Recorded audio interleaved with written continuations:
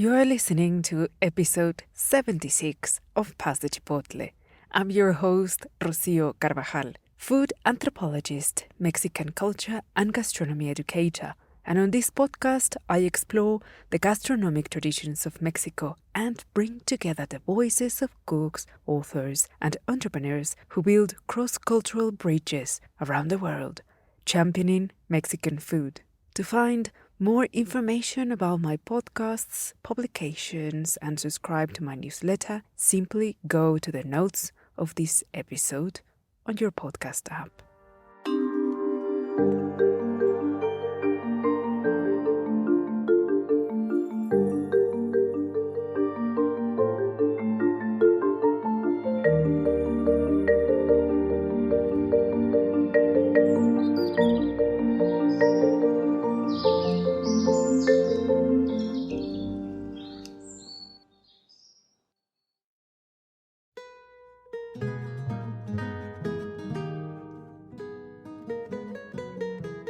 Going way beyond recipe books, food history is a vast and rich field in which we can study a huge range of topics that help us explore the social, political, and economic life, among many other areas and aspects of past societies. Reconstructing the social history of Mexico is a task that has occupied the work of several generations of researchers who have slowly pieced together a very dispersed amount of information that, with the added challenge of our complex colonial past and the loss of enormous amounts of information, it has been a monumental job, to say the least.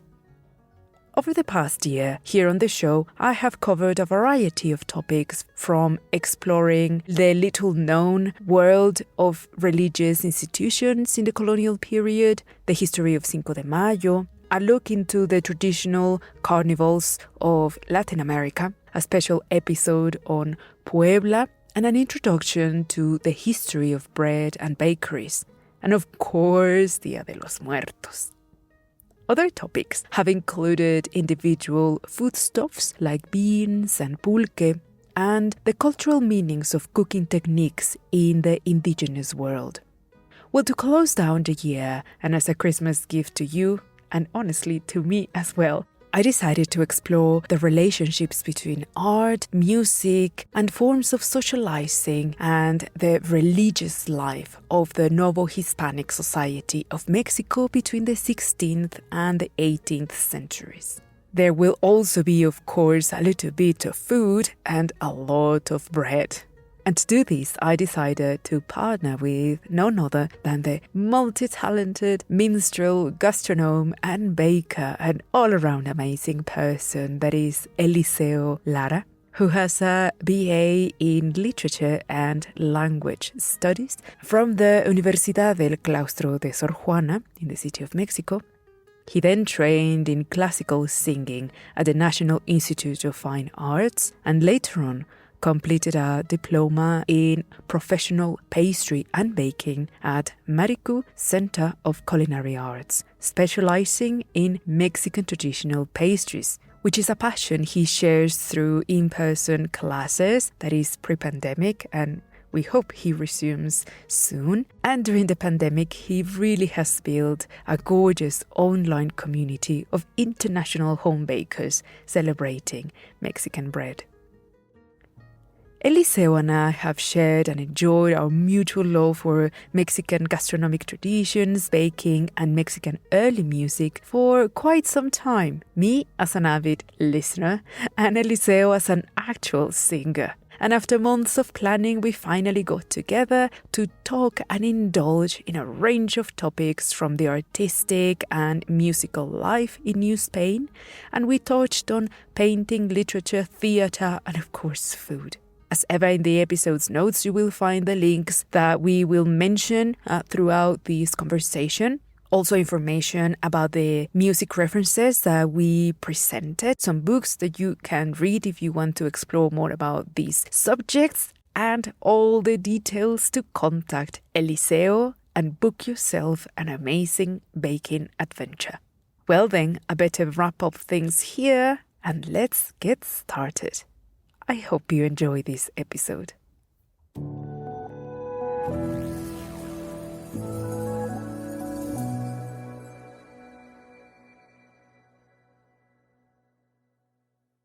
So finally, after so much planning, it's been years, and I kid you not, me looking so much forward having you on Pasta Chipotle. Eliceo, it's such a pleasure to finally have you here. Thank you very much. Muchas gracias a ti. Thank you. It's my pleasure actually.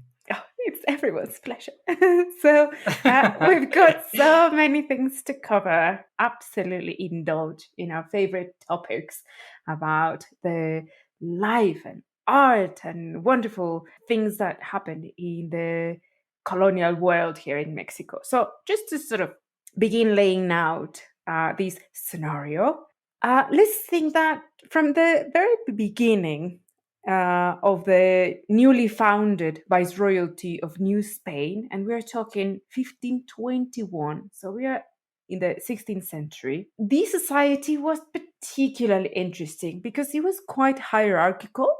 So race, faith, and class were all these elements that defined the logic and the structure of this society that had a caste system that sort of organized everything. So at the top of this society was the Spain-born minority that they were called the Peninsulares, the people that were born in the Iberian Peninsula, and these people controlled the political, religious, and economic aspects of this territory. Then below them were the criollos, so they're children, literally, of Spanish parents, but these criollos were born here in New Spain. And then, obviously, the large and fast growing mixed race society from where we descend, most of us, no, that is indigenous and Spanish and everybody else all Yeah. mixed together.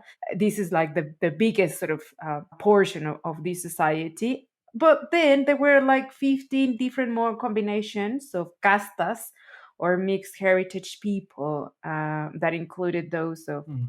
African, Asian, and mixed European origins, all the possible combinations. So all of these things will determine a person's life and future in this society. No, that was it. Like there was not much mobility. Like so, there were certain things in this society that kind of regulated relationships, and one of these, and it's going to be very important for all the things that we're going to discuss today, is religion. So religion as an institution and religion as a practice, like, and all the tools that religious men and women had to interact with society, that played a key role at sort of regulating and also facilitating interactions. So the kind of early years and maybe the first 100 years of the colonial period, it was very intense and very complex, because there was this dismantling of the indigenous world and a transition to a new regime, a new reality that meant that many practices changed, others disappeared, and were replaced by new things, by new practices in every sense. So it's in this context when certain activities became really, really important in the religious festive calendar and the secular celebrations that allowed like the dissipation of certain cultural tensions. Because we can imagine that people were not, like, hey, we were conquered, and everyone was happy about that. So there were a lot of revolts and problems and uprisings, and it's understandable. So these kind of practices of religious celebrations and forms of leisure is what facilitated these outlets of expressions that were very important for Spanish and also for indigenous people. So in the indigenous world, I mean, we know because of the codices and other texts, first-hand accounts of religious men, that in your city, in the city of Mexico, former Tenochtitlan, there were many schools for the elite, for the children of this nobility, the Mexica nobility, called Calmecac. And in these places, indigenous children and like teenagers, boys, were taught different musical skills, dancing and singing, because they were really important aspects of religious ceremonies. And I think you will tell us, but I think this is something that facilitated the work of friars and priests that created these new choirs and musical ensembles for cathedrals, the super big important places, monasteries, nunneries, parishes, because of this pre-existing tradition. So I think that it's in this context that the church became the biggest patron for music and for religious art and other religious expressions, that, and they offered a lot of money for these contracts for painters, for composers and musicians to produce creations, like pieces, musical pieces and paintings that were used as tools, of religious indoctrination. Mhm. This is something that is not that present in our everyday life, like the cultural and musical and artistic aspect of the colonial period. And there was this trend, I remember, in the old days when I was in college, in the 1990s, of Novo Hispanic early music that had like a revival, in Mexico. And it inspired many people, including you, of course, and many other, to join vocal ensembles and play even ancient instruments. No, and there were groups like La Folia, Capella Barroca, Ars Nova, Capella Novohispana, Concentus Harmonicus. You know better than me more about these revival. So why don't you sort of take it from here and walk us through what it meant, this whole like scenario in the colonial period, and why it became suddenly so interesting in our times again. Of course. Well, first, a little bit just to expand on what you were saying about the caste system. I think that's it's very interesting how it was formulated, but also how we are taught about it in schools in our modern day. Because this might be kind of interesting for everyone who is listening to this podcast. That when we go to primary school, they teach us this caste system, and there was a specific painting that was just about the Yeah, yeah. Pintura de castas, no? Yeah. pintura de castas, and that was its topic. That was the topic of this specific style of painting, de castas, and we are usually taught that. Right now, it could sound even kind of like a little, I don't know, incorrect politically to teach that, because it's literally like the epitome of racism. But that's how we are taught that in like as very small kids. Also, this have like very funny names sometimes, because like all the different variations that you were saying about like the African and the Asian people with the locals and with the criollos, like they're like very funny names, like the salta para atrás, that means like jump back to where you were, depending on how was the next generation mixed. So those are like really funny way how it was portrayed, how the people from that era was looking at it, and how we are taught that in school nowadays. Not sure if that is happening um, now, but I guess it is still taught like that.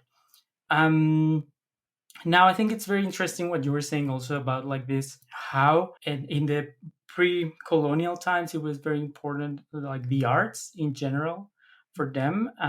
We even had, like the famous poet emperor Nezahualcóyotl, that so the arts were actually very very important part of the Aztec world. And I think, as you say, that was used to the advantage of later to like expand on Christianity and how we look at it now. Now, about all this revival in Mexico, I think it was not only in Mexico, but like I think like all over the world, how we at some point, like I think like in the 80s, 90s, everyone was like, whoa, and from the Middle Ages, that was like the dark ages as they call it. But like the production in arts is incredible, is amazing.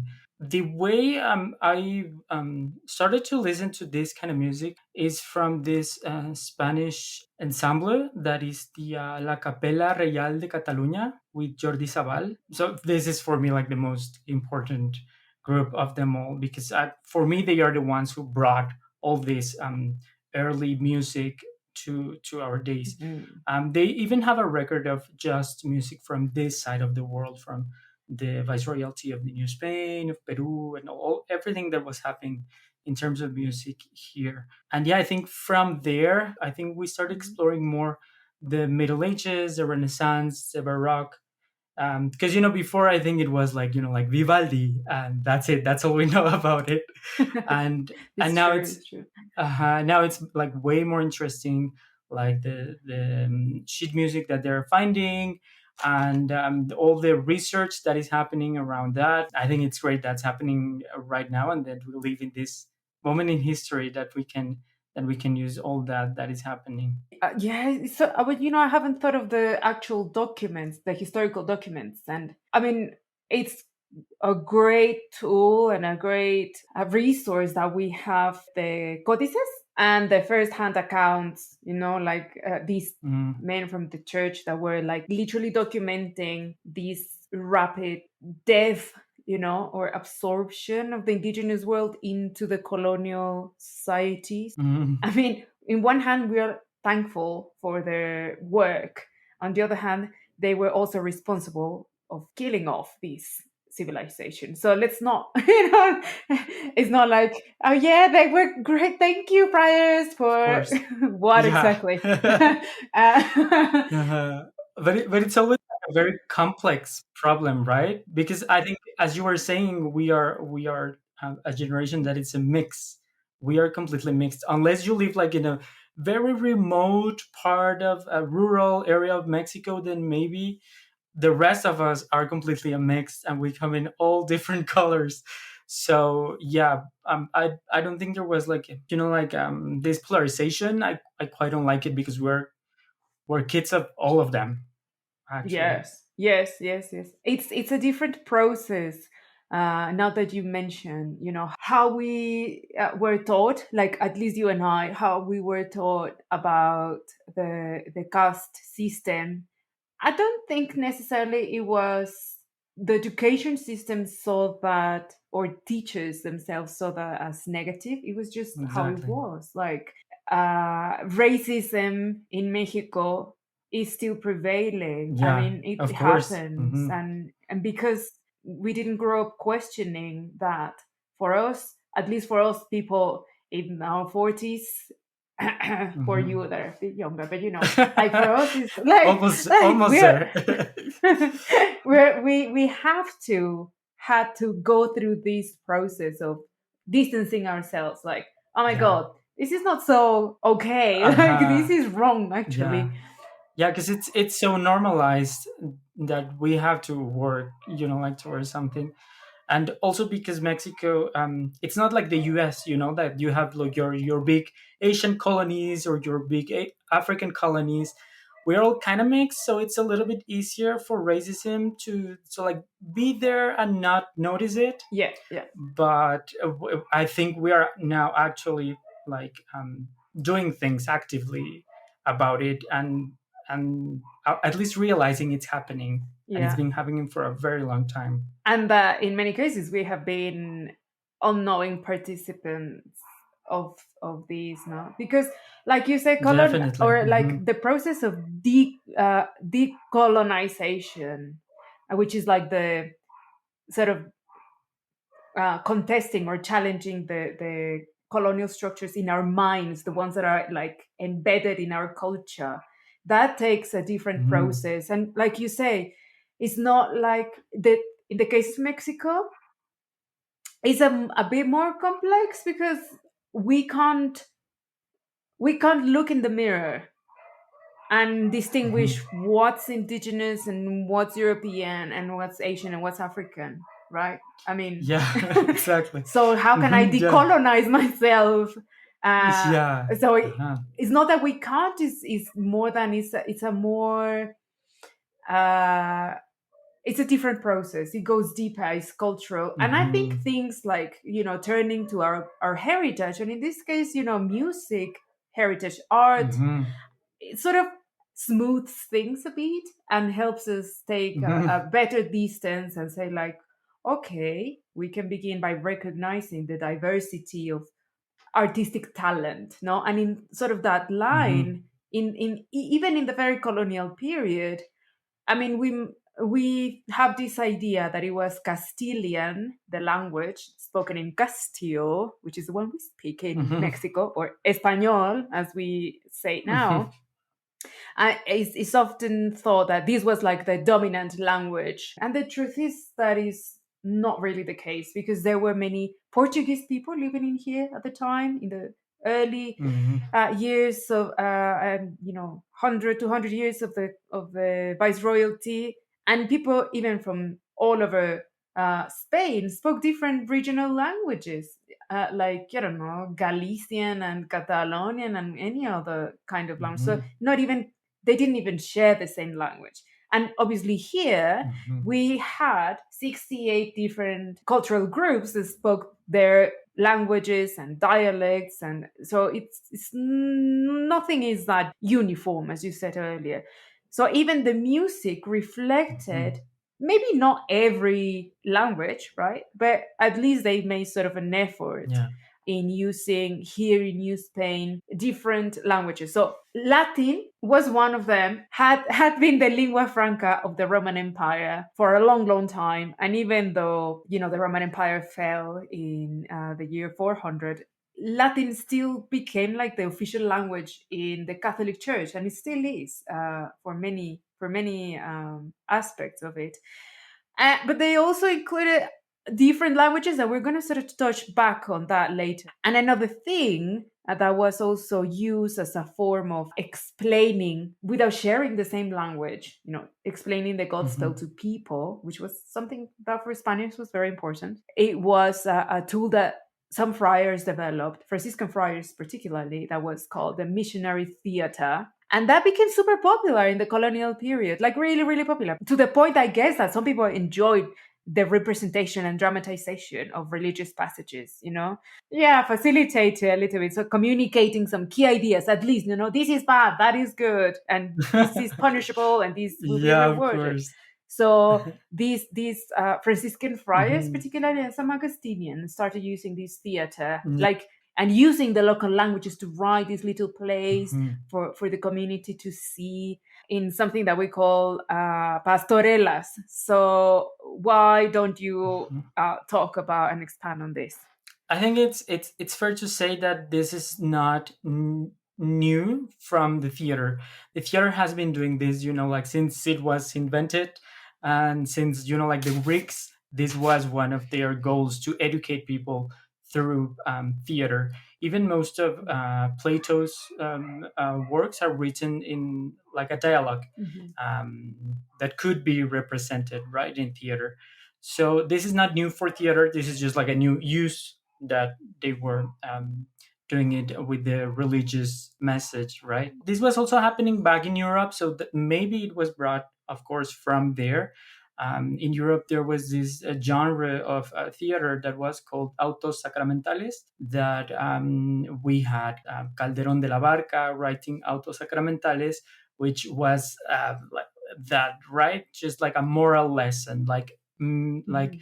if I'm looking at this as a Catholic and I have a situation that's kind of similar to this, what should I do as a good Catholic, Mhm. And that's what kind of like what was brought here, representing sometimes passages of the Bible or like a situation, like a what shall I do in this case? What's that we should do differently in a different way because like the Mhm. Spanish came and now it's a viceroyalty and everything. So yeah, I think it was like a very powerful tool, and yeah, well, it was more friendly than like what was happening before, and I guess it was and it has something to do with what we were saying before, that it was very violent, Mhm. but it was not only the Spaniards who did this to the native people, and that's it. Like even like the Aztecs had a lot of enemies, Yeah. and those enemies are actually the ones who fought against them because they wanted Tenochtitlan to fall, because they were, like, there was a lot of rivalries happening right there among the locals when the Spaniards came. And it's what I was saying, that the problem was way more complex than it's usually portrayed, right? Hmm. I Hmm. think it has something to do with that, and the way it's represented then and in the theater, and how they were taught that things should be done differently after that. Yeah, yeah, it's so true. It's so true. Rewinding a little bit, the tensions that were already here at the brink of chaos, I would say, right before Yeah. the Spaniards Mhm. arrived, like there were many tensions brewing already, like you say, because Oh the yeah. Mexica or Aztec Empire had spread a bit too much, a bit too aggressively, a bit too quickly. Hmm. All these problems, like you said, facilitated the establishment of alliances. No one had a master plan. Of So, course. like you say, Hmm. some of the biggest tribes that actually actively sought to form this alliance were my neighbors, the people from Tlaxcala, who were sworn enemies of the Mexica, became big characters in this process. And they benefited a lot because they were able to preserve their land and their titles and gain control over nearby territories as well. And something very interesting is Hmm. that these people, the people from Tlaxcala, sort of returning to music, they were amazing musicians, like really really Hmm. talented musicians. They made instruments, they were great dancers, they were great singers. And I need something, an aspect we don't really think about, first because we don't know Hmm. about it, and second, there was all these discourse and sort of this narrative of Spaniards sort of viewing Yeah. native cultures as brutish, as lacking of civilization, and unable to have any sophisticated form of expression. But it's like a completely wrong idea of what really actually happened. Luckily, there were some people, particularly some Spanish friars, clergymen, who realized of Mm. this big, vibrant culture that refused to die, and they were like, "Oh my god, we should better like feed, this talent, feed this need, or else it's going to explode in some other form, right?" Yeah. So we have this guy called Fray Pedro de Gante, who was really, really interesting because he was like this person who had a big vision to do things in a slightly different way. Like I said, sort of building on the things that were already there, as opposed to just destroy. And in 1524, so just like 3 years after the fall of Tenochtitlan, the murder of the last emperor, burning the city in Texcoco, so very close to the actual capital in a nearby lake, Hmm. he created one of the first music schools for indigenous boys. This is like amazing. Hmm. So early in the colonial period, his community, were converting people into Christianity, into Catholicism, but it was this thing of also offering them the chance and opportunity to join this training and then be able to be part of different choirs in different parts of the city and churches and provinces. Hmm. So this actually proved a very successful approach. Obviously, they had to learn to read music the way Europeans wrote music. And I am absolutely unable to read any music, unlike you. So maybe you can help us, like what was different, and Yeah. how did this process happen? And also, it's because of these documents that we are able to reproduce this music, right? Hmm. Yeah. First of all, I think we have to acknowledge that the way we see the colonial music now, it's just that it's a little bit of a work of imagination, because we were not there. First Yeah, of yeah. all, also, like, well, there are now a lot of different studies of this stage in the music. First of all, we know that they were not playing at 440. Like right now, the note A is at 440. Hmm. Now we know that they were closer to 410, 415. So it was a bit lower, Okay, which okay. is like a completely different thing. All It's right. it's a completely different music if you listen to it. So now a lot of different ensembles are specializing in this key, like going to that, and they tune their instruments in 415 just to be like a way closer to what it sounded back in the day. Also, I think it's good to know, like, because some people talk about the colonial times as if everything happened in a weekend, right? Yeah. And it was 300 years. It was like a very very long time. Historically, many different things happened, not only here but all over the world. And just to put this in context, it was like, let's say, like the end of the medieval age, Mhm. the Mhm. Renaissance, Mhm. and the Baroque era. So just like to put that in context, what Mhm. was happening, like, let's say in Europe, there was William Shakespeare. Mhm. So that kind of thing was happening, Mhm. just to know where we were historically, and how the music would sound in that moment. For me, it's very important what we were talking before about the languages. Now now talking about what was happening here locally. My major in university was literature and language sciences. So I'm kind of like a nerd of language, Yes. and I'm very interested what were you were saying about like how the Spanish language, well, the Castilian language mixed with the local languages, and that's what we have now as our local accents, Mhm. right? Like if you listen to the someone speaking Nahuatl, then you are like, oh, that's where Chilango accent comes from. It's quite similar. And then it also depended on what region of Mhm. Spain the Spaniards that were coming to that specific area, because as you know, we have many different like regional terms. We call even like the same food. Not that we both love food, even the same food is called in a very different way in different places.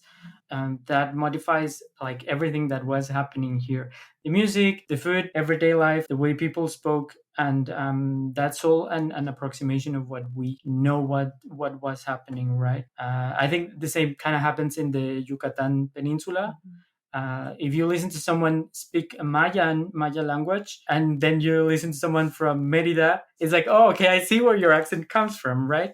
It didn't just happen just because there's something that took many many years to take Mhm. your accent, and for you to speak the way you speak, and the way you were taught Mhm. to speak. It's very interesting how it happened with the music. Well, of course, there was music in Latin. Also, we have to remember that the use of Latin um, was very common in a Mhm. religious context, especially in Christianity. Mhm. The mass was actually in Latin until very recently, like a few centuries ago. Mhm. Mhm. It was in Latin, and then at some point they decided to change in one of these gatherings that the Pope and his friends have. But that was like very recent, Yeah. right? Until very recently, the mass was given in Latin, and most assistants had no idea what was happening, what was being said, because only like a few privileged people would know Latin. Some Mhm. people would just memorize what they would have to Mhm. answer at a certain moment, but not necessarily would know what was happening. Mhm. And also Latin in the music, because it was common in the religious context of the time. Some in Castilian, of course, it was the most common language. Also, we have some in the native languages, especially in the New Spain in Mhm. Nahuatl. There are also some pieces in the Quechua language in the southern hemisphere, and also one very interesting use of the language in this music is the use of Mhm. dialects. There are specific songs. There's one that I quite like that's called Tarara, que yo soy Anton, that is written in this dialect. That is how the Spaniards listened and thought that how it was, how the Mhm. African people Right. spoke Right. Right. the Castilian Right. language. So they would, like, they wouldn't use the final S. Mhm. um, they would change the R's for Mhm. L's. Then they would also use some kind of like Mhm. slang. If you read it, it's a little bit like the Caribbean accent. It sounds like it, and it kind of makes a lot of Mhm. sense because it comes a little bit from that, because there was a lot of African population also in that area. It's very interesting how they were working with every resource they had available to just spread Christianity all over the New Spain.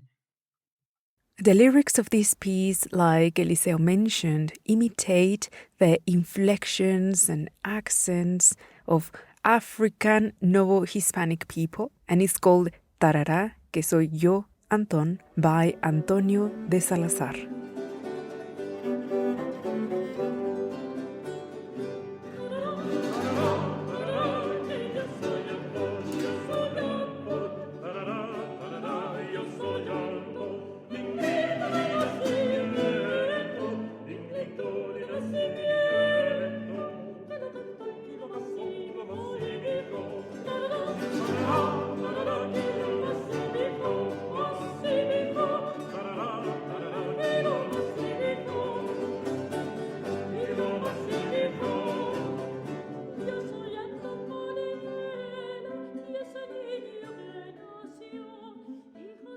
There's something we haven't said, and it's the fact that here in Mesoamerica, languages did not have a written alphabet like most European languages, meaning that the way of memorializing, like documenting things, use different resources, and this was images through codices.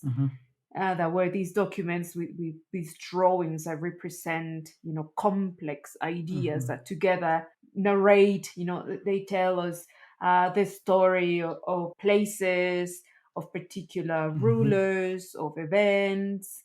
But if you look at them, unless you know the actual sound of every symbol and how they sound together, no, to understand these codices, you won't be able to make sense. And actually, it took us a long time of Americanists working through not only the codices but also carvings in stone in temples. And one of the hardest examples, it was Mayan, that you mentioned. It was very, very difficult to sort of crack, to understand this complex system of writing until they managed. But it was, again, these was ideas and these was concepts, not actual individual words, and the sound of it. And that's why we have many examples of particularly letters that are very complicated, like the letter X.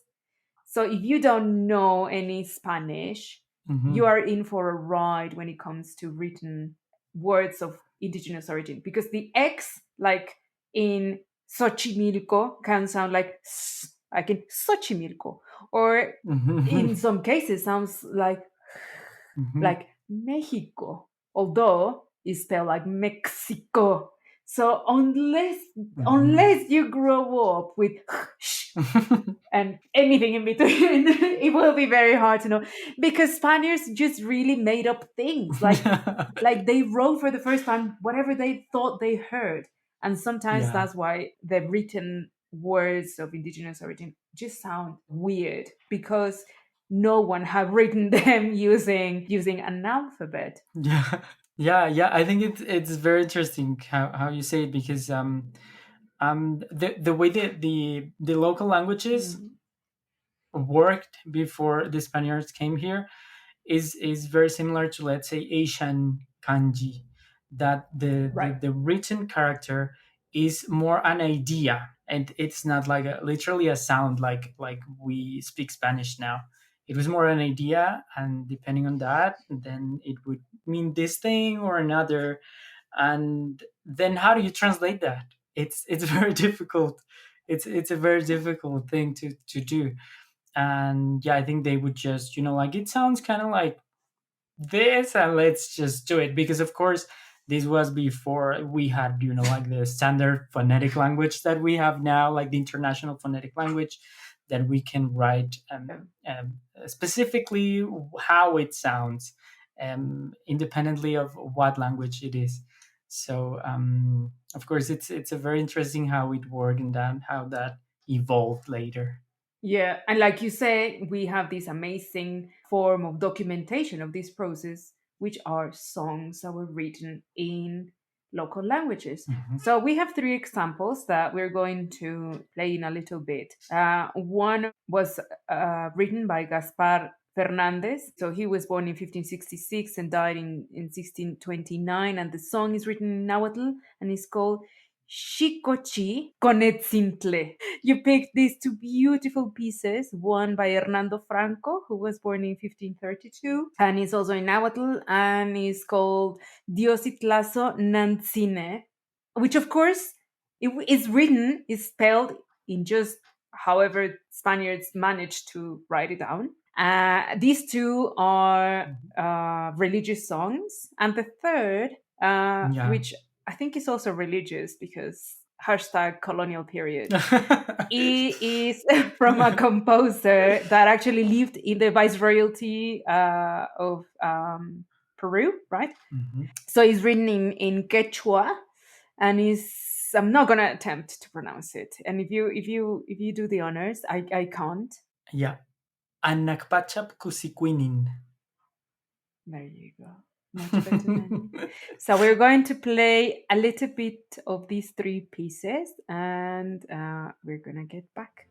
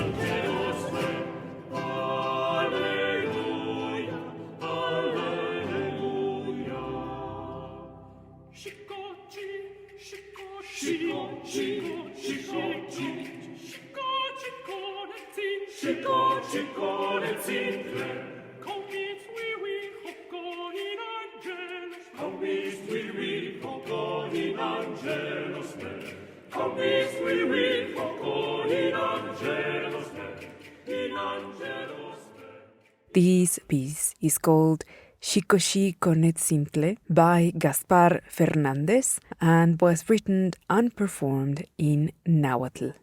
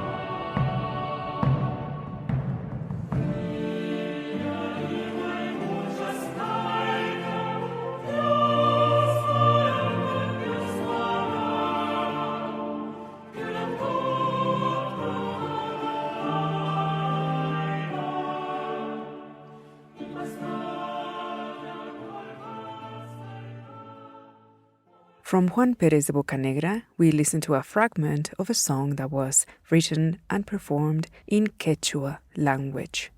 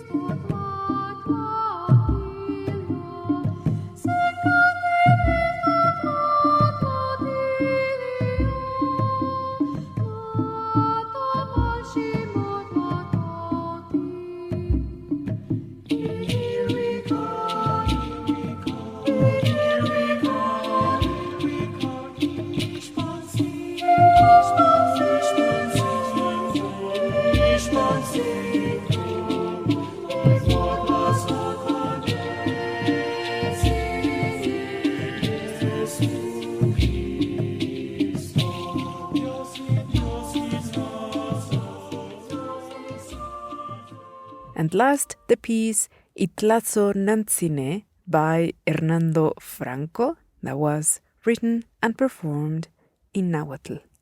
So the last piece we just listened to, which is a very interesting version, obviously chosen by Eliceo, and we were just gushing at the choice of instrument that this particular version has, because of course it's so Renaissance, but it's indigenous Renaissance. So why don't you tell us about the instruments that we have Yeah. here?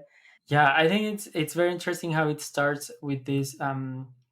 It's pretty evident that it's our native instrument, like those. I think it's a drum, and then you have the how it's called, the other one with the sticks, Teponaxtle. teponaxtle. And then the song starts, and the melody itself, you can tell it's a Renaissance.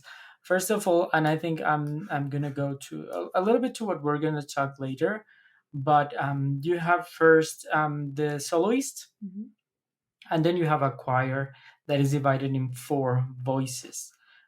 This is the traditional way of dividing voices. I think since the Renaissance, in the medieval times, a different thing was happening, but from the Renaissance and on after that, we have this separation. Usually four voices: soprano, alto, tenor, bajo. Mhm. Soprano and alto are the female voices, the high and low female voices. Tenor and bajo are the male high and low voices. And then with those four, you would create a certain melody and all the harmony for the song with its tensions. I think it's also very interesting to note that all the song is in Nahuatl, but of course there is no Nahuatl word for Dios, for God. So they just say Yeah. Dios, Dios itlazo nantzine, and Yes. then And of course Jesucristo, right? Jesucristo. In motlazo conets in Jesucristo, because there's no other word for that. They didn't even try, That's just Yeah, that. yeah. So it's very interesting how they were mixing those two, and in that way, it's pretty evident how like this is with this song. What they're saying is this is an European concept, Hmm. and you have to learn it this way. Right. There's no local translation to that. This is the God that we're bringing to you. So it's very interesting, and of course the lyrics, it's just about it's about the mother of God, like dear Virgin Mary, like this, intercede for us, and like have a good word with your son about us and about how we behave. Of course, it's interesting. I think from here we can go to our next topic, which is like this: how this kind of music is organized. um this is properly the Renaissance already when this was written. Hmm. Before that, the music was usually just one melody Hmm. or maybe two melodies that were complementing each other sometimes, especially in the late Middle Ages. Hmm. Hmm. At the early Middle Ages, it was usually just one melody, like this. Like Gregorian chant. Exactly, it's like the perfect example for that. And then, Hmm. as because also the Middle Ages is another different era that people talk about, like it was a weekend again, and it was like so many centuries. It was A like so thousand years, so long. literally. Yeah, literally 1,000 years. Can you imagine the generations that lived through all that time? Then I think, like, in terms of music, the main difference from the Middle Ages is that we started Hmm. having polyphony. Polyphony means that we start having more voices, the harmony gets a little bit more complex. That's how it is usually sang. From there, it's gonna also evolve a little bit more towards the Hmm. Baroque era, because in the Baroque era, it's all about the exaggeration, right? Taking everything Hmm. like to the edge. Everything has to go to the last consequences. Over the top, yes. Yeah, exactly. So let's say in the Renaissance it was happening, and then in the Baroque, maybe you have this song that is composed for three different choirs, and each one of them has like not four, but maybe like six different melodies, and all of them are gonna interact at the same time. There are a lot of different examples for this, but this was also used here in the music that was happening here in the viceroyalty of the New Spain. And it's very interesting how it works. Also, there are like a lot of different resources in the Renaissance, especially vocally, because since I'm a singer, that's the most interesting to me. One of them is that usually the voice is mimicking what is happening with the lyrics. So let's say if the lyrics are talking about, I don't know, like a river that is flowing, then the melody would do something to illustrate that how it's happening. Why don't you give us an example, a quick example of that? Oh, I know which one. Zagales oíd las ansias mías supposedly was part of a big theatrical piece, but this there was just only like one aria found of the entire opera. It was actually found in the Cathedral of Puebla. So in this song, the voice is just mimicking what the lyrics are saying. So at some point, it's talking about the wind, how it runs. El viento que corre. So it goes up and then goes down, down, down, down, down to illustrate how that is happening. Then it says about a flower that breathes. So the sheet music asks the singer to stop for a second and breathe. So it says La flor que respira, and then it continues singing, but you have to breathe in the middle of the word. Then also later, it's talking about a bird that is doing a thrill, is singing in the back, and then it asks the singer to do the thrill. The thrill is a resource that is very used in the Baroque era, and it's just playing two notes super, super, super quickly, as much as they kind of sound like it's just one note or like a very quick vibrato. Then a little bit quicker. And then like super quick. And in this song, it's El ave que trina. The voice is mimicking what the bird is singing. It's not only illustrating, but it's emphasizing the drama in the song and the conflict. Because like this song, it's talking about this guy who just had his heart broken. So everything is just illustrating and giving a strength to that conflict. So it's a really cool song. And usually the Baroque plays with these kind of resources all the time. It's a very interesting era for music, especially, well, all music, but my specialty, which is vocal music, I quite enjoy playing songs of this period. This is Zagales Oíd las ansias mías, composed by Abate de Rusi and performed by Eliceo Lara. Triste compañía, al sonoro murmurio, la dulce armonía que forma en la selva el ave que trina, la fuente que corre, la flor que respira, el ave que trina, la fuente que corre, la flor que respira, la fuente que corre, la flor que respira.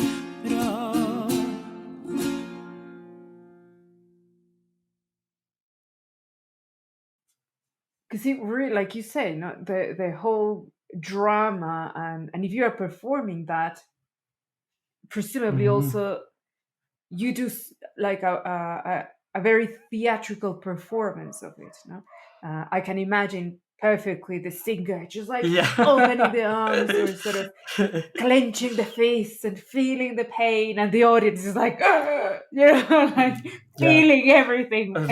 Baroque Adele. I know.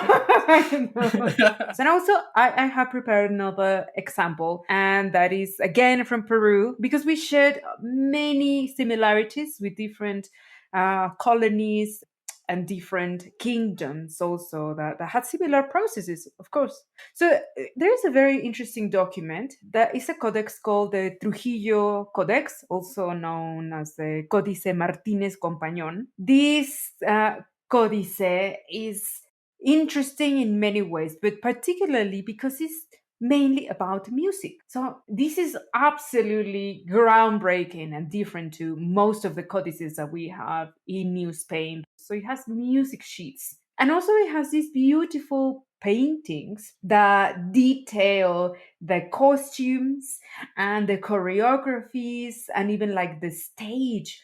So there are 9 volumes of this document, which is massive, and it was finished around the 1780s. I chose a song that is called Cacho Serranita. Actually, I think it illustrates very nicely what you were explaining to us, the different voices that interact together. Even though it's saturated, they complement each other very, very, very nicely. No hay entendimiento humano que diga tus flores hoy y solo basta decir que eres la madre de Dios y solo basta decir que eres la madre de Dios.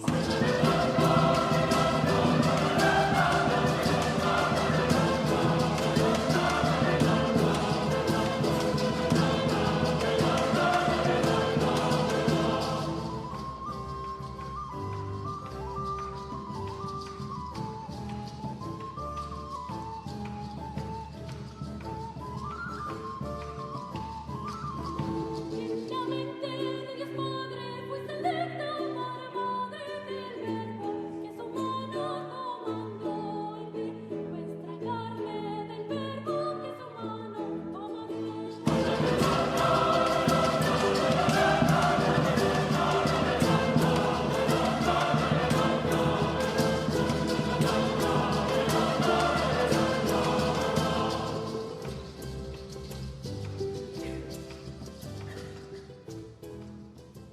So you were really giving us a fantastic introduction to this very, very evocative music. Some can be super dramatic, like the one you helped us deconstruct a little bit, and then this other one from the Códice Trujillo, which is just like, makes you want to get up and start dancing. No, it's so contagious, so emotional, so provocative.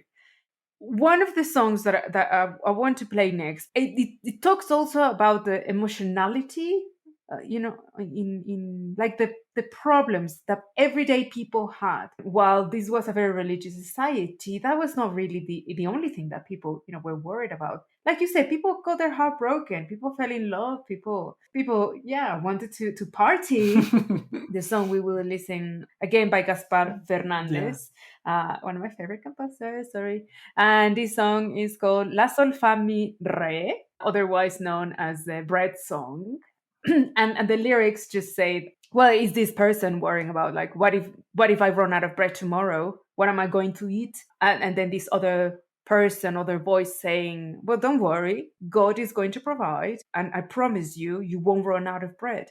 And he's like, no, but I am running out of bread. Like, I remember this is a real problem for me. And there's this very interesting interaction of the voices. So why don't you help us understand how these voices were classified? You mentioned a little bit about female and male voices, but then why don't you tell us about your own voice and what kind of music would your voice be perfect for in this context? Well, I am a tenor. Pretty evident. My voice is kind of like in the high range, but in the well, first about this specific type of music, where I quite like it when two different voices are in this argument, which is usually like a very heated argument, is very used in this moment of the history of music, which I quite enjoy, because as we said before, the music in this area is very theatrical, right? There are like a lot of emotions, it's very intense, and of course having two people fighting, who wouldn't want to hear that, right? So it's chisme, so chisme is always good. So so it's a resource during all the Baroque era. Now, usually in the history of music, not only this era, but throughout the history of music, usually high voices have been privileged. Mm-hmm. So, usually, like if you have an opera, Mm. the main character is usually a soprano Mm. or a tenor. It's very difficult to find like a main character that is a contralto Mm-hmm. or a basso. It's very, very difficult. And usually the lower voices are composed to make the other one kind of like shine, Mm-hmm. right? This is if there's like a soloist. Mm-hmm. Okay. And now if it's a choir or something with like a more elaborate harmony, then we're talking about a different things. And let's say like the Dios itlazo song that we listened to earlier, if you listen to it closely, of course, it has the soprano soloist at the beginning of the song, Mm-hmm. but then every good song composed for four voices should have a moment where one of them has a moment to shine, Okay. Yeah. Yeah. right? So you can hear like maybe the melody gets tense and the contralto goes a little bit Mm. up, and it's that harmony that is making the entire thing work, and it's giving tension to Mm-hmm. all of it. um or maybe suddenly there's like it slightly changes for a few compasses, the harmony, the basso, Mm-hmm. and then the entire thing changes.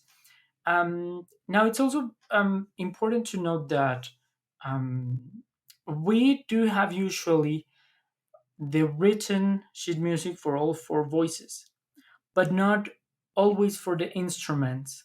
The way Mm. we play now the Baroque and the Renaissance music, it's I think it's closer to jazz We reimagine things. than, yeah, because we have usually just maybe the line of the main harmony, which is the basso, Mm-hmm. the lowest instrument you have, Mm-hmm. and then from there we have to imagine what was happening up there. Oh. um, so it's quite similar to jazz in a way Yeah. that Yeah. you have this bass Yeah. and then you build You're around it. improvising. Yeah. Yeah. But unless it's like a big opera and then you have the entire sheet music, and it came to us already like that. Mm. But for these pieces, and especially this, like the hard to find music, and especially in this moment and place in the viceroyalty of the New Mm-hmm. Spain, if you're lucky, you will have only the lowest bit of the harmony, Yeah. and that's all you have. So all the rest of the instruments will have to build around that. And usually, the way the ensembles work is that they would have, like, let's say, like a main instrument, which is usually a lute, Mm-hmm. a baroque guitar, Mm-hmm. sometimes maybe a theorb if you're lucky to have one. Then you have usually your violins, maybe like a flute. Usually, most of this is just built all from how you would imagine this would have sound and in back in the day. La, sol, fa, mi, re. Si el pan se me acaba, ¿qué comeré? Re, mi, fa, sol, la, que no se te acabará. Re, mi, fa, sol, Re, mi, fa, que sol, no la, se que te no acaba, se te acabará. Re, mi, fa, sol, Re, mi, re, fa, mi, sol, fa, la, que que no no se te se te acaba, acabará. mi, fa, sol, que Se te no se te acabará. acabará.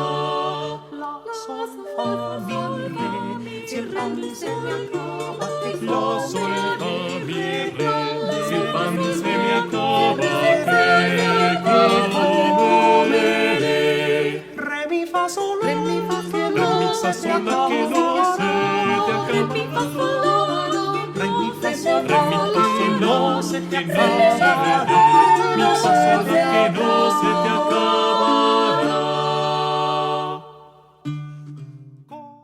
This was a fragment of the song La Sol Fa Mi Re by Gaspar Fernandez from the album Música Virreinal Mexicana by the Mexican ensemble Ars Nova. It's a song we both really, really, really love, and it's super fun, and we hope you have enjoyed it as well. I'm just trying to think, like, recipes, before they were recipes the way we know them today, these were just notes, but they didn't really have all the steps broken down the way we do today, the sequence number one, number two, number three. So is this the case, that music writers were writing these for an already experienced group of musicians? It's like they will know how to improvise. It's going to be insulting for them if I tell them what to do, because they know what to do and they know where to come in, where to experiment, where to add some frills and this and that and more instruments and whatever. Like, I don't need to tell them that. They just need to know, like you say, the baseline, and of course the words, right? That's it. Yeah. Is that the case, you think?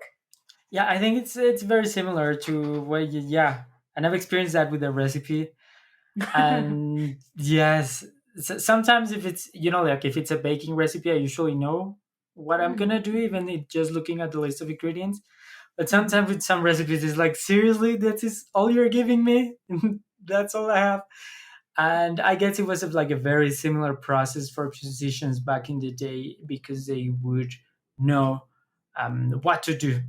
Like, Right. I'm giving you like this tonality, this is the tone, this is what we're going, and Hmm. from there you know what to do. So I guess it was like a very similar thing. Yes. And speaking of food, it's also kind of difficult to piece together the history of what people actually ate, what people liked eating, Mhm. who ate what.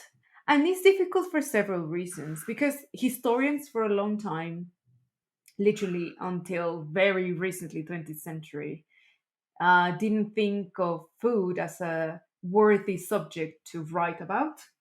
And whenever we have the topic of food coming up in historical documents, is usually because of economic history, just that, surveying, production, things like that.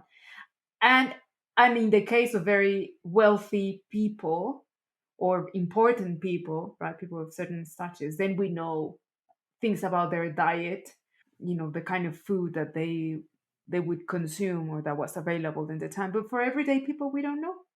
Thankfully, from the colonial period, also another creative expression was painting. And of course, painting is a great topic for podcasts because you you can't see what we're talking about. But let's just say that there was this genre called costumbrismo, or like everyday life painting, gives us very rich sources of information about how people lived, like how their kitchens looked, how their intimate spaces look like, what kind of foods did they eat. And we have certain authors, certain painters, like a poblano, of course, Agustin Arrieta. Well, I say poblano. He was born in Tlaxcala, but Tlaxcala was part of Puebla. So he they painted a lot of very famous scenes of cooks interacting in the kitchen, and you can see like the crockery and the layout of the kitchen, the type of fruits, of foods. So it gives us a lot of information. But then there's many other things that also give us information about life in this period that comes from literature. And of course, I mean, you studied literature, you have a particular expertise in this period. I don't really want to spoil much. So, well, she's one of our favorite characters in history, and she is none other than Inés de Astuaje y Ramírez de Santillana, later known as Sor Juana Inés de la Cruz, who is a very complex character. She was a woman absolutely different from any other woman of her period, because women only had two choices in life: getting married and have lots of babies, or become a nun, and that was it. And she was like, I'm having none of that, actually, because I want an education. And if the price of education is joining a nunnery, I'm going to join, but I'm not going to join to pray. I'm going to join to learn. She earned her place in history. And she developed a very unexpected interest in food. It was more because circumstances presented themselves, not that she really cared about that. But she found like, oh, finally, if you're gonna leave me alone, if I say I'm gonna cook and I can think, fine, I will cook. So she found herself sort of a reluctant philosopher in the kitchen. She said, "I just want to say that you studied in a historical property that it was." One of her late spaces where she lived, and later became a university, La Universidad del Claustro de Sor Juana. So, why don't you tell us more about her work? Well, she was born in the 17th century. That is important because we are officially like in the Baroque era, right? So that was her context. The viceroyalty of the New Spain had already gone through a lot of different things, and it was like she lived like Mhm, quite like in the middle of it, right? It's a very important character, as you say. For me, it's all about all that thirst for knowledge that she had. So apparently she was born in kind of like a mhm, privileged situation. Her family had, like some kind of money, and then she got into this mhm, cloister. That is the place where I went to college. This is a place where she was encloistered back in the day. So this order of nuns apparently couldn't leave, mhm, depending on how privileged you were, right? And it's a very interesting place. Well, first because it's in Centro Histórico, in like right downtown area of mhm, Mexico City, which is always interesting. So the place has this the mhm. proper church. The church does have an entrance Yeah. that is from the street, so people, wealthy people, could go to this church and listen to their mass, and the nuns would be behind, and people Mhm, wouldn't be able to see them.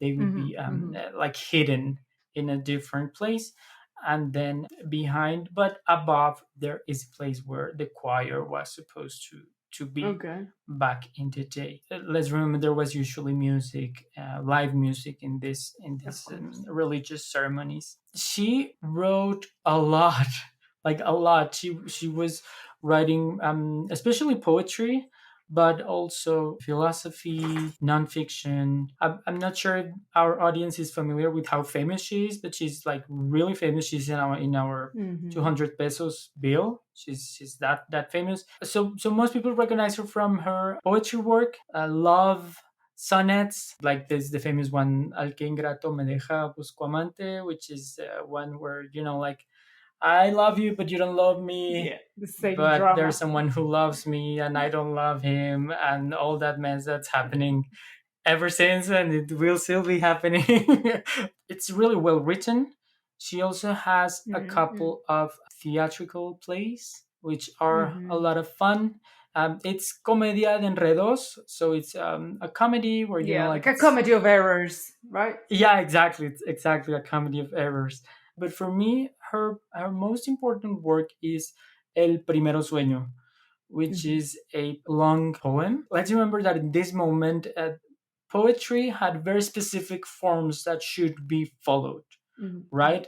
Like a sonnet, it has a determined number of lines, mhm. and they should rhyme in a certain way. Yeah, yeah. If I remember correctly, this one it's a little bit closer to what we know now as poetry, because it's more like free form. Now, it's not easy to read this. Like, even if your first language is Spanish, it's definitely not easy to read this because, let's say if you read Shakespeare and your English is your first language, you will have a hard time reading Shakespeare. Yeah. First of all, if the English of Shakespeare is not the same English as the one that is spoken today. There are a Mm. lot of different words. With Sor Juana, since she's already in the Baroque era, order of the sentence is so messed up.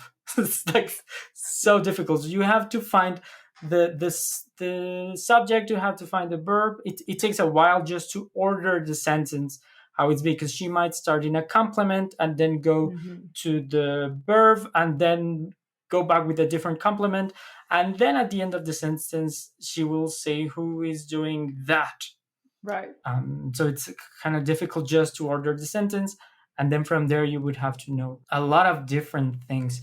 you would have to know the different terms that she was using that maybe are not the same as the Spanish that we speak today. And the references, right? Also the references, because it's the Baroque era, so you would need a lot of reference from the Bible. It's a little bit complicated, but once you get there, like, this epiphany is totally worth it, and it's so cool.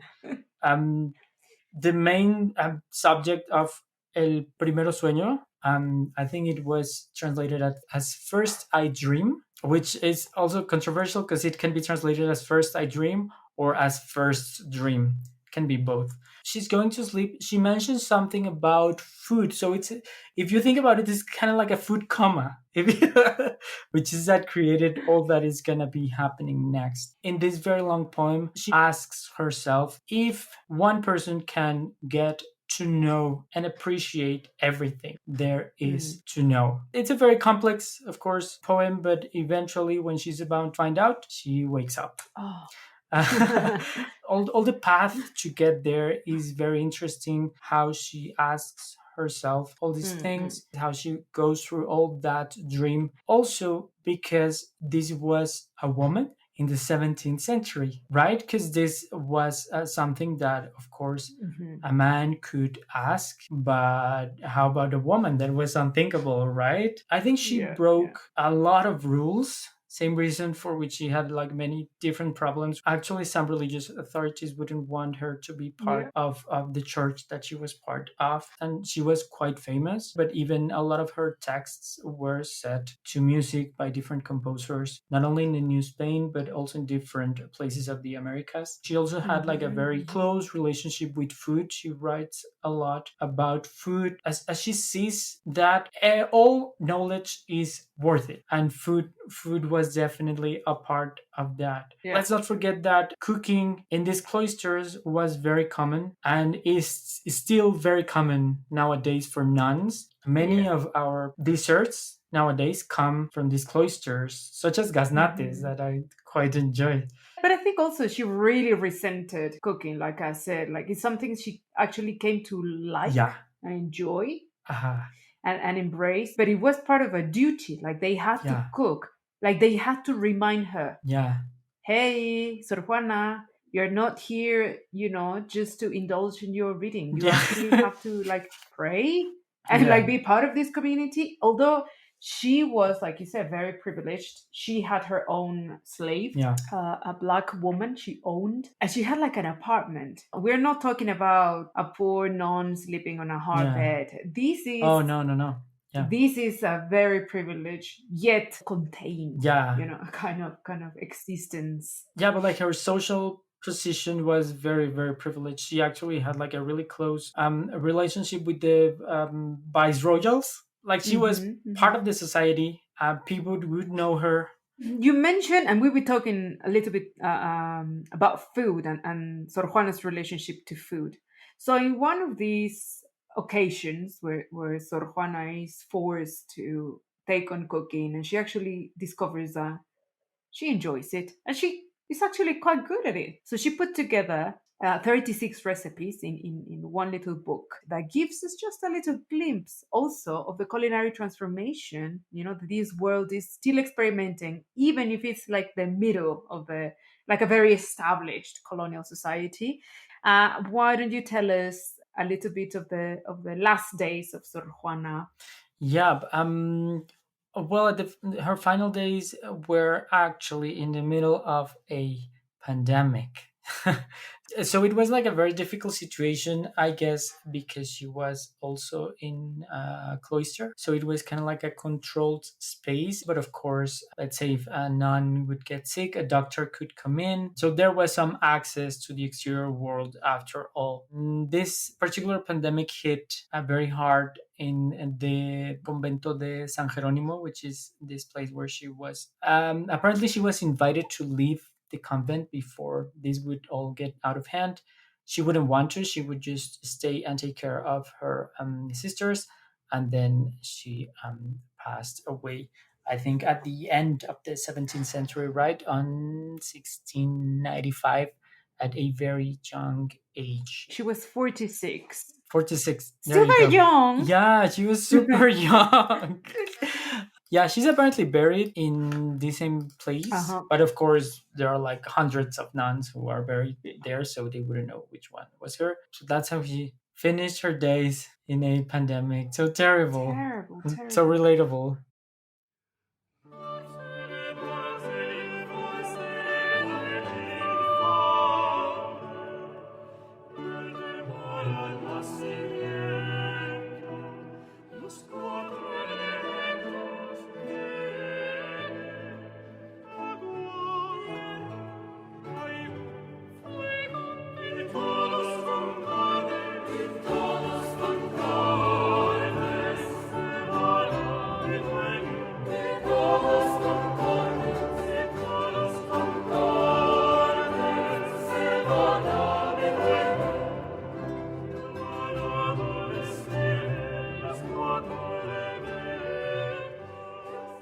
This was Por Celebrar del Infante, a musicalized poem by Sor Juana Inés de la Cruz. I've been talking about baking traditions in previous recent episodes in the podcast, episode 74. We have had sort of many different stages in the evolution of our baking traditions. First, I think it's important to mention that there was not a big sweet baking tradition in colonial Mexico. There were some pastries, but it wasn't a thing to go overboard with cakes or pastries. However, we did have a very, very, very rich confectionery, like handmade sweets created in this period at nunneries, these cloisters. Sweet forms of baking actually are a much more recent phenomena, like a 19th century phenomena, when Mexico, now an independent nation, embraces sort of this new transition to a modern world that is very aspirational, trying to emulate Europe, trying to welcome different big baking traditions, repertoires. So French baking, Austrian patisserie, Swiss. And there's actually this period of economic bonanza in this 19th century now under the rule of Porfirio Diaz, when many investors from Europe start coming to Mexico and opening bakeries, cafes, creating all these amazing spaces. And people are, for the first time, actually, like the elites are exposed and the middle classes are exposed to these amazing cakes, desserts, and patisserie. And they're like, just like absolutely enamored. I will let you do the actual technical talking of these, how it changed, like what kind of techniques were introduced, because also you trained professionally to be a master baker and expert in fine patisserie, no less. Yeah, I have many different interests, but baking and music go together for me. It's very important to note that like the industrialization of the world is happening, and then all these different ingredients are becoming available. Because before that, let's say like refined sugar was very difficult to find, even like a refrigeration. Of course, there was not at all. Things are changing and are changing like really quickly, and that made the all the baking industry change completely. In the old times, like let's say in the medieval times, that you would make your bread at home and then bring it to the town oven to bake it, and then bring it back. That was like a very basic thing. In Europe, it's very interesting how it mixed here with the local foods and all the local ingredients, because of course we had no wheat before the Spaniards came. In this moment, like at the end of the 19th century, let's say, a lot of different ingredients are becoming available, and also we are looking at the beginning of the mass production of everything, right? It's funny how you can find such different traditions in our baking, because let's say a lot of different very famous pastries that we have now started like in that moment, right? Anything from, let's say, orejas, which are the French palmier, even the cuernitos that we call them, the French croissant, vinoiseries, even I think conchas must have something to do with that, because the topping that conchas have is very similar to the capelin that goes on top of the parachute. It's basically the same thing. So I think it must come from there. You don't know how much research I've done around conchas, and I haven't found exactly where it comes from. There's an identical bread in Japan, out of all Yes, places, the melon pan. I know, I know. Uh-huh. Like very similar things in Europe. As I said, this the parachute with the topping is very similar, but we make it with yeasted dough, which is completely different to Mhm. parachute. Also, the way we make bread is very different now because of the yeast available, not only the sugar available. Because before, Mhm. like sugar is actually like a very recent ingredient also. But yeah, it's interesting. Of course, also like butter, like you would need a fridge to store that. I was just thinking that before the use of butter, lard would have been this amazing, gorgeous ingredient Yeah, that will emulsify our doughs yeah, and make them soft and give it this lardy, yeah, rich, deep flavor. And mhm, we love them. We yeah, love them because that's also a very important ingredient that has survived from the colonial period. This use of lard. So there's this distinction between also working class bread that is usually lardy, mhm, and then the more refined, it will use, like you say, butter, or mhm. you mentioned industrialization, margarine. Exactly. And what I like now is that you can use each one of these for a different thing, depending on your taste. Mhm. Let's say when I make conchas, sometimes a lot of people like even hear lard and are like, oh, I don't want to knead that, and I don't want to eat that. Like I quite like lard in my conchas. Maybe sometimes I do a mix of like butter and lard. Um, but let's say also butter is amazing for let's say viennoiseries or a croissant, because you have that nice Mm. texture that has butter at a low temperature and a completely different flavor. Yeah. So yeah, what I like about that is that you can just mix and match with what you want and what you need for that specific Hmm. baking item, and then just like play with them. Hmm. But Hmm. yeah, I quite like the use of lard in baking. But a lot of people are like, seriously, we're gonna need that into our bread. Squeamish, come on, Yeah, people, come on, live a little. You've been very active during the pandemic, bless you. I mean, prior to the pandemic, you had a very active period doing in-person classes, right, at your home in Mexico City, and even abroad. No, well, you've been traveling, you've been busy taking our amazing breads far and wide, and thank you for that, of course. But then the pandemic arrives, right? And then you decide to start baking, but just not baking anything Mexican traditional pastries. What has been the response? I think I've been very lucky Mm. because when I started doing my in-person classes, most of my guests were Mexican Americans visiting Mexico City, Right. and I love that, and I feel quite honored, honestly, because, well, first of all, I think it's great. You're looking your identity Hmm. via food. I think that's a great thing to do. Food is also very connected to our memories, and so I think that's a great thing. But then that they would come to my house and spend an afternoon with me, and we would make bread from scratch. I started just with conchas, Hmm. just because conchas is what's son conchas.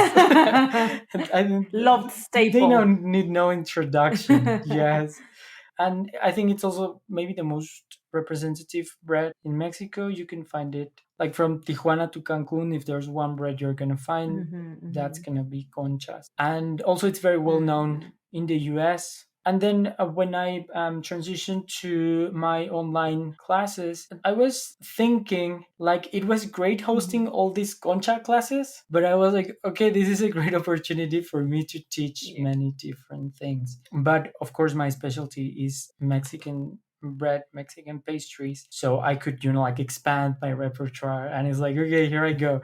Tres leches cake and many different breads. I'm also very lucky that we live in a country where bread is Hmm. so varied. Apparently, France is, of course, the country with the Mm. biggest variety of breads. And right after France, it's Mexico. It's just like so many variations. Like, let's say, Mm. just conchas. you have conchas, you have them in different flavors. Then you have limas, which is with lime zest, calvos, which is covered in chocolate, and chilindrinas, nubes is presented in a different way. And I think also we live in a moment where there's a lot of experimentation happening around bread and pastries, especially in Mexico. It's been a wild ride, but it's been like really enjoyable. I think, like a nice baking group. Now a lot of them know each other, and I quite enjoy it.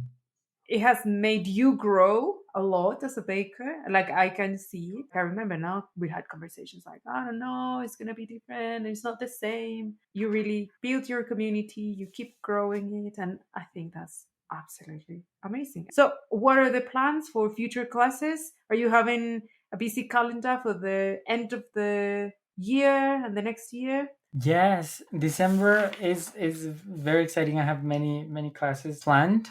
Of course, I'm gonna start with Mexican cookies because it's the season for cookies. The winter is coming. We want marranitos de piloncillo. We want polvorones. I'm also gonna have 3 different versions of rosca de reyes. All of them equally delicious. But I went from like the very simple traditional rosca de reyes to like a chocolate hazelnut kind of like Ferrero Rocher kind of thing. Oh la la. I'm also gonna start with some classes that we're gonna make a complete dish, not only the bread. Oh. So I'm gonna start with pambazos. We're gonna make the bread from scratch, the salsa roja for the pambazos, salsa verde for the filling. That is chilango pambazos. Sí, yeah, exactly. Yeah, of course. Well, I'm chilango. Because I'm poblana. We have pambazos, but they're different, right? So yeah. different way. Yeah. Bouche de Noël because it's Yummy. Christmas. Yeah, I'm gonna have a Rudolph Conchas class, which are gonna be fun. of course. And yeah, I'm gonna keep doing the classes, the online classes every weekend or every other weekend, at least for the first quarter of 2022. And I'm gonna resume also my in-person classes, I think, this December. So I'm very excited about that. I really miss my in-person classes a lot. Having people home. So why don't you give us your contact details? So I mean, we're gonna put them also on the notes of the episode. But where can people find out about you and about your classes? Yes. So I'm on Instagram as Eliceo Lara, Eliceo with a C, and everything together, Eliceo Lara. My website where you can book my classes is mexicanbaking.com, and I usually post my classes there. You can also on my website subscribe to my newsletter to know more about the classes. Book in advance and everything. Eliseo, obviously, we could carry on talking for days, right? We could talk more about music and more about art and more about literature. So maybe, we should do a get together sometime next year. Thank you so much. I'm really grateful for you to make all this time, just, talk about the things we love. And I admire you, and I'm very happy that you were here in the last episode of the year. Yeah, no, I'm honored to be on the last episode on the year, and muchísimas gracias. Thank you so much to you for having me. I love your podcast. It's my go-to podcast for baking, so I'm honored to be here. You're gonna listen to yourself next time. Yeah. Okay, Eliseo. Well, friends, you will find all the links and all the songs, and you will be able to listen to your favorite baker singing. How amazing is that? and that's it. So bye bye, Eliseo. Muchas gracias. Bye bye.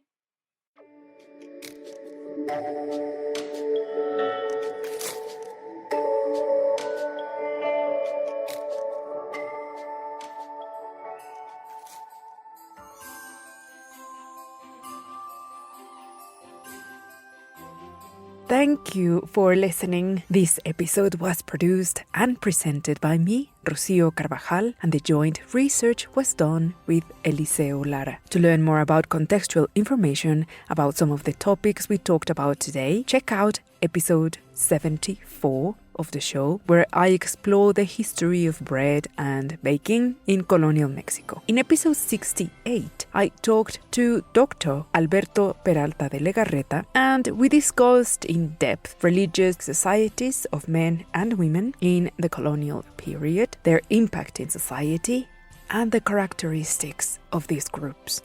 And in a special blog post, I have put the names and links of all the pieces that we played today, plus 2 book recommendations. One is Sor Juana Inés de la Cruz, Selected Works, that's in English, and another book called Casta Painting, Images of Race in 18th Century Mexico.